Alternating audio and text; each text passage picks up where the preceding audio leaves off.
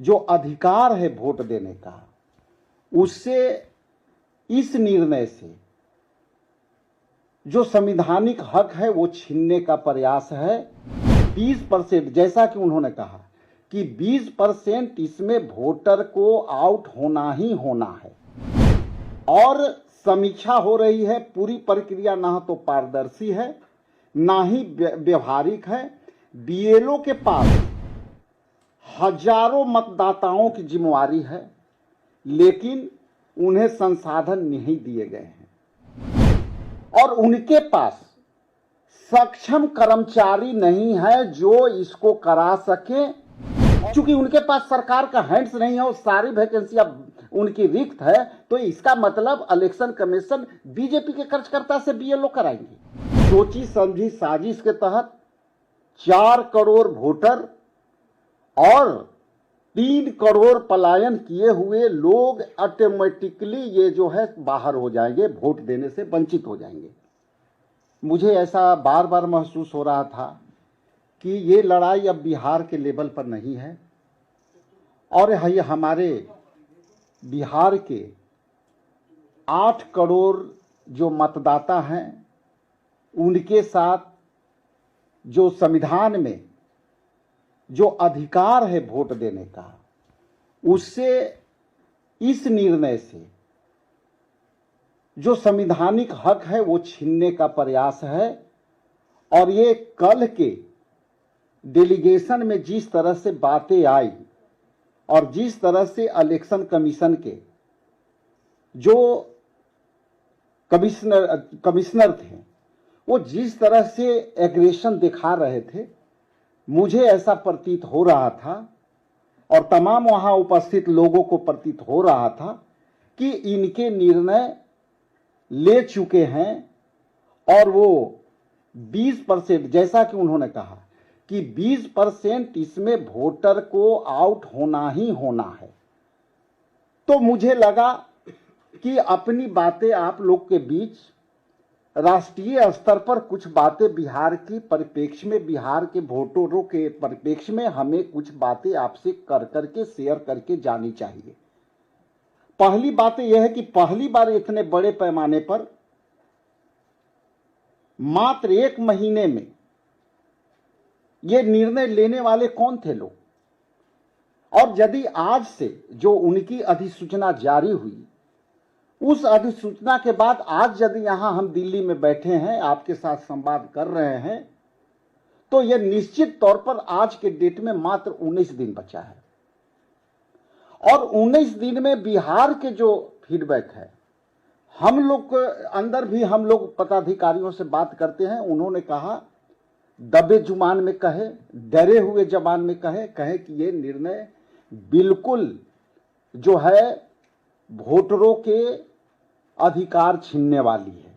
चुनाव से ठीक 4 महीने पहले 20 साल में पहली बार बिहार में इतनी बड़े पैमाने पर इस तरह का निर्णय लिया गया है और समीक्षा हो रही है। पूरी प्रक्रिया ना तो पारदर्शी है ना ही व्यवहारिक है।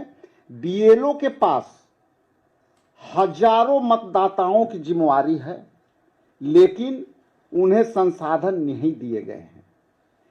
क्या यह असल में वोटर को बाहर करने की सोची समझी साजिश है? अब बिहार में मैं बताते चलूं कि जो एनडीए गठबंधन की सरकार है, विगत 20 वर्षों में कोई भी इस तरह की नई बहालियां नहीं की है और उनके पास सक्षम कर्मचारी नहीं है जो इसको करा सके और उनके पास जो जितनी पद हैं वो पद के अनुरूप उनके पास कैपेसिटी नहीं है, उनके पास कर्मचारियों की संख्या नहीं है। तो ये इतनी बड़ी 25 दिन के निर्णय में ये कैसे करेंगे, ये मेरा सीधा सवाल है इलेक्शन कमीशन से।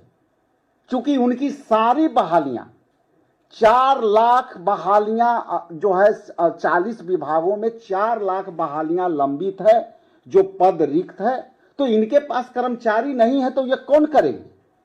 क्या बीजेपी के कार्यकर्ता करेंगे? इस काम को, चूंकि उनके पास सरकार का हैंड्स नहीं है और सारी वैकेंसियां उनकी रिक्त है, तो इसका मतलब इलेक्शन कमीशन बीजेपी के खर्चकर्ता से बीएलओ कराएंगे। तो मेरा बिहार के परिप्रेक्ष्य में पहला पारा यह था।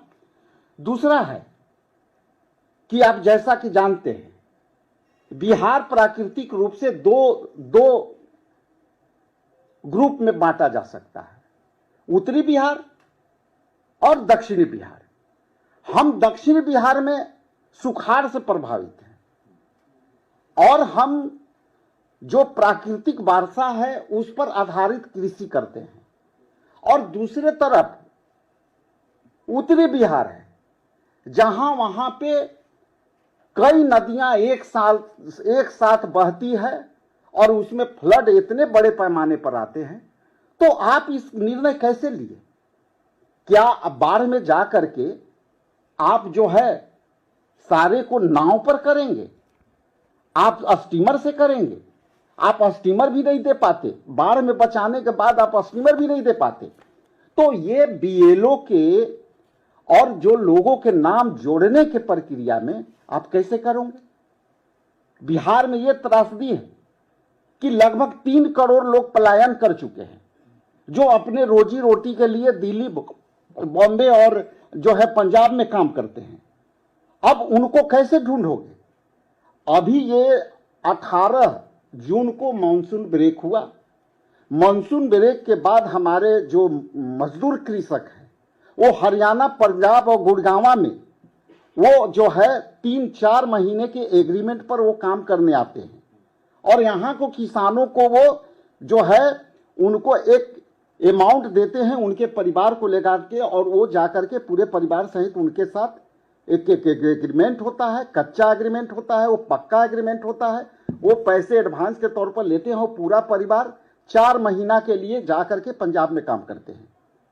अब इनकी कहानी है कि साहब आपके पास जो हमारे इलेक्शन कमीशन के अधिकृत जो बीएलए होंगे, वो बीएलए जाएंगे, 2 अटेम्प्ट करेंगे। अटेम्प्ट यदि करेंगे 2 बार में आप मिल गए तो ठीक है, तीसरे बार हम आपको नाम काट देंगे। यह बिहार का फीडबैक है। अब यह बताइए कि जो बंदा मजदूरी करने पंजाब गया हुआ है, हरियाणा गया हुआ है, वो 3 महीना पहले तो नहीं आएंगे, तो आप 15 दिन में, आज से 18 दिन में आप कैसे उसको आप जो है वोटर लिस्ट में शामिल करेंगे? तो ये प्रक्रिया सोची समझी साजिश के तहत 4 करोड़ वोटर और 3 करोड़ पलायन किए हुए लोग ऑटोमेटिकली ये जो है बाहर हो जाएंगे, वोट देने से वंचित हो जाएंगे। पैनोरमा ग्रुप, जो सोचता है वो करता है। ये लो मुंह मीठा करो, आज मैंने अपना जॉब छोड़ दिया, अब हम पूर्णिया वापस जाएंगे। जॉब छोड़ दिया है? मतलब ये घर कैसे चलेगा? हम करेंगे क्या? और माँ बाबूजी क्या बोलेंगे? इसलिए मैं एक और मिठाई का डब्बा लाया। अपने बिजनेस के लिए लोन अप्रूव हो गया। अरे लोन अप्रूव हो गया वो तो ठीक है, लेकिन पूर्णिया में हम रहेंगे कहाँ? अपना घर भी तो नहीं है वहां। इसलिए तो एक और मिठाई का डब्बा अलग से लाया हूं। हमने पूर्णिया में घर ले लिया है, पूर्णिया के ई होम्स पैनोरमा में। पूर्णिया में पैनोरमा ग्रुप लेकर आए हैं ई होम्स पैनोरमा। बड़ा घर, आलीशान जिंदगी और अत्याधुनिक सुविधाओं के संग। अरे अरे, अब क्यों मुंह मीठा करवा रही हो? क्योंकि हम घर वापसी जो कर रहे हैं। घर वापसी की खुशी पूर्णिया में ई होम्स पैनोरमा के संग।